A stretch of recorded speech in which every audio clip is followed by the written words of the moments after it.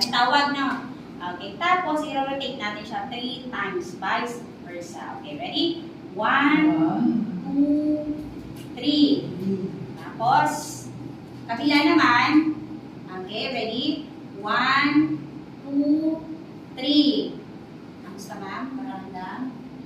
Okay, next po natin is slide and rotating movement. So, i-slide po natin siya ng 3 times. Okay, ready?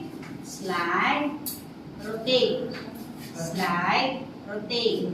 Slide, rotate.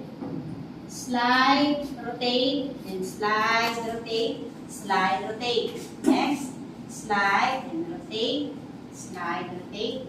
Slide, rotate. Puro stress ang ulo nito. Nararamdaman ko. Okay, next po natin ay forehead movement. So, sa forehead po, etong banda dito, yan. Tawag dito. Forehead. Noo. Forehead. Kaya nga forehead movement. Diba? Noo. Yan. Mula dito, papunta dito saan? Sentido. Yan. Tapos, i-rotate po natin siya. Parang sarap Then, na. slide. Balik tayo. Slide ulit. And then rotate. Masarap si Josie. Slide. Rotate. Slide. Rotate. Then, slide. Okay, nakailang times na? 3 na. Okay, next po natin ay, ano? Front Front stop. stop movement. Okay, sa front stop movement, itong ating right hand, left hand, lagyan natin sa likod. No?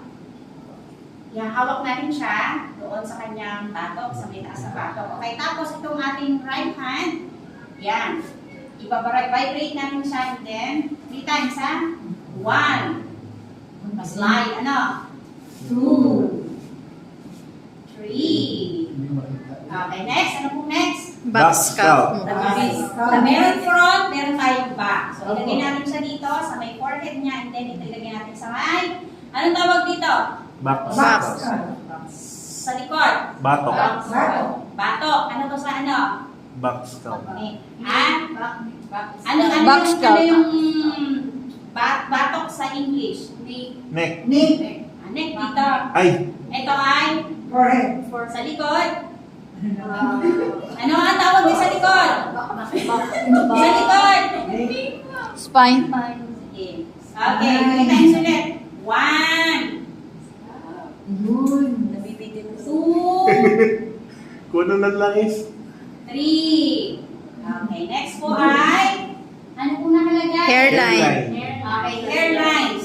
Nasaan yung hairline natin?